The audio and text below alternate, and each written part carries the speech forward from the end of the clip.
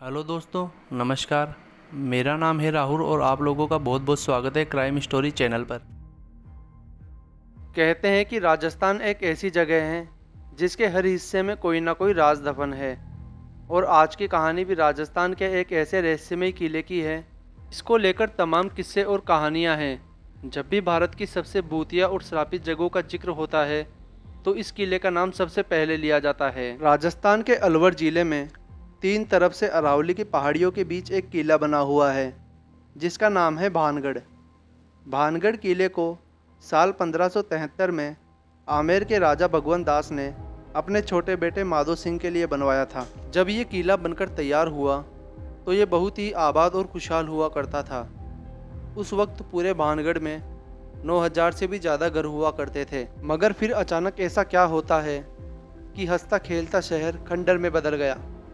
आज लोगों के बीच भानगढ़ किले का इतना खौफ है कि वहां लोग दिन में जाने से भी कतराते हैं। भारतीय पुरातत्व विभाग ने एक बोर्ड पर साफ साफ लिखवा रखा है, सूरज निकलने से पहले और सूरज डूबने के बाद किसी भी इंसान का इस किले में जाना सख्त मना है। आप दिन के उजाले में तो भानगढ़ किले में जा सकते हैं, पर अंधेरा होने से पहले आपको वहां से बाहर आना होगा। इस किले के खंडर और भूतिया होने की वजह वैसे तो आज भी साफ साफ किसी को नहीं पता, मगर इसको लेकर कहानियाँ बहुत हैं। उन कहानियों में भी दो ऐसी कहानियाँ हैं जिन पर लोग सबसे ज़्यादा भरोसा करते हैं। इनमें से जो पहली कहानी है वो गुरु बालूनाथ से जुड़ी हुई है। कहते हैं कि आमेर के राजा भगवंत दास जब भानगढ़ के किले को बनवा रहे थे तो वहीं कुछ दूरी पर गुरु बालूनाथ नाम के एक योगी तपस्या किया करते थे। जब उन्हें पता चला कि आमेर के राजा यहाँ एक भव्य किला बनवा रहे हैं तो उन्होंने राजा भगवंत दास के पास एक पैगाम भिजवाया और उन्हें अपने पास बुलाया।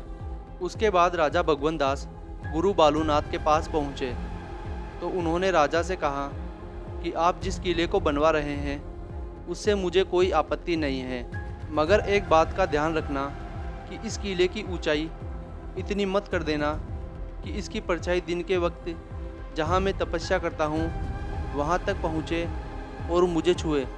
उन दिनों जो भी साधु संत महात्मा हुआ करते थे वह बहुत सिद्ध हुआ करते थे और सभी का बहुत आदर किया जाता था और उनकी कही किसी भी बात को टाला नहीं जाता था। इसीलिए राजा भगवंत दास ने गुरु बालूनाथ की बात सुनने के बाद वैसा ही किया और भानगढ़ किले की किसी भी भाग की ऊंचाई इतनी नहीं की कि उसकी परछाई गुरु बालूनाथ तक पहुंच सके। गुरु बालूनाथ की इस बात का ख्याल अगली 2 पीढ़ी तक तो रखा गया, मगर कहते हैं कि जब तीसरी पीढ़ी ने भानगढ़ की गद्दी संभाली तो उन्होंने इस बात का ख्याल ना रखते हुए गुरु बालूनाथ की चेतावनी को भी अनसुना कर दिया। इसके बाद उन्होंने भानगढ़ के किले को और ऊंचा किया, जिसकी वजह से उस किले की परछाई गुरु बालूनाथ तक पहुंच गई। जब भानगढ़ किले की परछाई गुरु बालूनाथ को छूती है तो उन्हें बहुत गुस्सा आता है और उसी वक्त उन्होंने भानगढ़ को श्राप दिया कि भानगढ़ तबाह हो जाएगा। और कहते हैं कि गुरु बालूनाथ के इसी श्राप के बाद भानगढ़ पर मुसीबत आई और भानगढ़ पूरी तरीके से तबाह हो गया। अब दूसरी कहानी जिस पर लोग सबसे ज़्यादा विश्वास करते हैं और वो कहानी जुड़ी है एक राजकुमारी से। कहते हैं कि एक वक्त था जब भानगढ़ बहुत आबाद और खुशहाल हुआ करता था। तब इस किले के महल में एक राजकुमारी रहा करती थी जिसका नाम था रानी रत्नावती। राजकुमारी रत्नावती बेइंतहा खूबसूरत थी और उनकी सुंदरता के चर्चे दूर दूर तक थे, जिसकी वजह से उनके पास बड़े बड़े राजाओं की तरफ से शादी के न्योते आते ही रहते थे। मगर इन राजाओं के अलावा एक और शख्स था जो राजकुमारी रत्नावती का दीवाना था। उसका नाम था सिंघिया। सिंघिया एक तांत्रिक था और जब से उसने राजकुमारी रत्नावती को देखा तो वो उनका दीवाना हो गया और वो किसी भी तरह राजकुमारी रत्नावती को पाना चाहता था।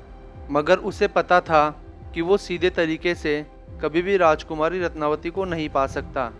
इसीलिए उसने राजकुमारी रत्नावती को हासिल करने के लिए दूसरा तरीका निकाला और अब बस वो सही मौके की फिराक में था।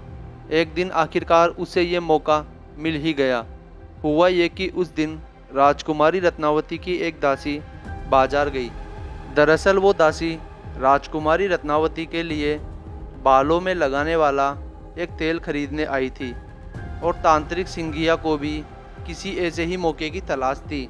जब वो दासी राजकुमारी के लिए तेल खरीदकर वापस जाने लगी तो तांत्रिक सिंघिया ने उसे बीच रास्ते में किसी बहाने से रोक लिया और जो तेल दासी ने राजकुमारी रत्नावती के लिए खरीदा था उस तेल के ऊपर चुपके से काला जादू कर देता है।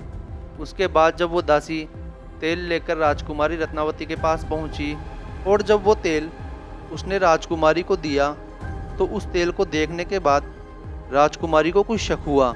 कहते हैं कि राजकुमारी रत्नावती थी वो बहुत ही सिद्ध थी, इसीलिए तेल को देखते ही उन्हें पता चल गया कि इस तेल पर किसी ने तंत्र मंत्र का इस्तेमाल किया है।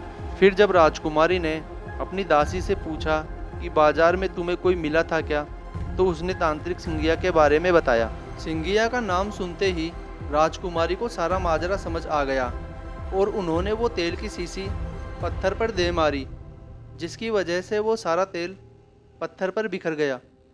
दरअसल तांत्रिक सिंघिया ने उस तेल पर ऐसा काला जादू किया था, जो उस तेल को लगाता वो उस तांत्रिक के वश में हो जाता और खुद ब खुद उसके पास आ जाता। और जिस पत्थर पर वो तेल बिखरता है उसी पत्थर के अंदर सारा काला जादू समा गया, जिसकी वजह से वो पत्थर खुद ब खुद लुढ़क कर तांत्रिक सिंघिया की तरफ बढ़ने लगा। तांत्रिक सिंघिया ने जब देखा एक बड़ा सा पत्थर लुढ़कता हुआ बड़ी तेजी से उसके पास आ रहा है तो उसे सारी बात समझने में ज़्यादा देर नहीं लगी। मगर इससे पहले कि वो कुछ करता वो पत्थर उसकी छाती पर चढ़ गया और क्योंकि वो पत्थर बहुत बड़ा था इसीलिए उस तांत्रिक का जिंदा बच पाना नामुमकिन था। पर मरते मरते उसने एक श्राप दिया और कहा कि रत्नावती सहित इस भानगढ़ के सभी लोग मर जाएंगे और इन सभी लोगों की आत्माएं ताउम्र भानगढ़ के किले में भटकती रहेगी। ये श्राप देने के बाद तांत्रिक सिंघिया तो मर गया, पर कहते हैं कि उसके मरने के कुछ वक्त बाद ही भानगढ़ और उसके पास के एक और राज्य अजबगढ़ में युद्ध होता है, जिसमें पूरा भानगढ़ तबाह हो जाता है। इस लड़ाई में अजबगढ़ की सेना पूरे भानगढ़ में कत्ले-आम मचा देती है, जिसमें रानी रत्नावती सहित भानगढ़ के बहुत से लोग मारे जाते हैं। हालांकि इतिहास में कहीं भी भानगढ़ और अजबगढ़ के बीच हुए युद्ध का जिक्र नहीं है, पर सदियों से यह कहानी सुनाई जा रही है और कहा जाता है कि इस युद्ध के बाद भानगढ़ का किला कभी आबाद नहीं हुआ और ना ही उसके बाद कोई यहाँ बस पाया। वक्त बीतने के साथ साथ भानगढ़ और वीरान होता चला गया और आज भूतों का गढ़ बन चुका है। कहते हैं कि युद्ध में मारे गए सभी लोगों की आत्माएं आज भी भानगढ़ में मौजूद हैं। भानगढ़ में आज भी रात को बाजार सस्ता है और खंडर हुई इमारतें फिर से खड़ी हो जाती हैं। वहाँ के लोकल निवासियों का कहना है कि उन्हें रात को अंदर से किसी के चीखने की आवाज़ आती है, कभी हंसने की आवाज़ आती है तो कभी घुंघरूं के बजने की आवाज़ आती है। और वो ये भी बताते हैं कि भानगढ़ किले में जो भी रात को रुकता है वो कभी जिंदा लौटकर नहीं आया और अगर कोई जिंदा वापस आ भी जाता है तो किसी दुर्घटना में उसकी मौत हो जाती है। इसके अलावा एक और चीज़ जो इस किले के बारे में मशहूर है और वो ये कि जब भानगढ़ और अजबगढ़ के बीच युद्ध हुआ तो उस वक्त बहुत सारा खजाना भानगढ़ किले में छिपाया गया, ताकि बाद में जब भी मौका मिले उस खजाने को बाहर निकाला जा सके। और इसी खजाने को आम लोगों की नज़र से बचाने के लिए यह अफवाह फैलाई गई कि भानगढ़ किले में आत्माओं का वास है। पर क्योंकि भानगढ़ और अजबगढ़ के बीच हुए युद्ध का इतिहास में कहीं जिक्र है ही नहीं, इसलिए वहाँ पर खजाना होने की बात में कितनी सच्चाई है उस पर भी सवाल खड़े होते हैं। एक कमाल की बात और, हर किले का शुरू से लेकर अंत तक एक इतिहास होता है। भानगढ़ किला कैसे और किसने बनवाया इसका तो इतिहास में जिक्र है, मगर ये तबाह कैसे हुआ इसका इतिहास में कोई जिक्र नहीं है। और यही चीज़ भानगढ़ के किले को और रहस्यमयी बनाती है। दिन में भानगढ़ घूमने गए लोगों में से कई लोग ये बताते हैं कि उन्हें ऐसा लगता है जैसे उनका कोई पीछा कर रहा है। और कई लोग ये बताते हैं कि भानगढ़ में जो नर्तकियों की हवेली है उसमें से घुंघरू बजने की आवाज़ आती है। और जब वो राजकुमारी रत्नावती के कमरे में गए तो उन्हें ऐसा लगता है जैसे कि कोई उन्हें थप्पड़ मार रहा हो। इन खबरों के आने के बाद कई पैरानॉर्मल सोसाइटी के लोग वहां जांच पड़ताल कर चुके हैं। वो लोग अपने साथ भूतों और आत्माओं की मौजूदगी बताने वाला डिवाइस भी साथ लेकर गए थे। उनकी जांच पड़ताल में उन्हें भानगढ़ किले में नेगेटिव एनर्जी तो मिली, मगर वहां किसी आत्मा का वास है या नहीं, इसका उन्हें कोई सबूत नहीं मिला। कुल मिलाकर आज भी यह किसी को नहीं पता कि आखिरकार 300 साल पहले भानगढ़ में ऐसा क्या हुआ था कि वो ऐसा वीरान और खंडर बन गया और पूरे भारत की सबसे भूतिया और डरावनी जगह कहलाने लगा। तो ये थी पूरी कहानी भानगढ़ की। मुझे उम्मीद है आपको मेरी जानकारी पसंद आई होगी। तो मिलते हैं दोस्तों जल्द ही किसी नई कहानी के साथ। तब तक अपना ख्याल रखिए। Thank you very much.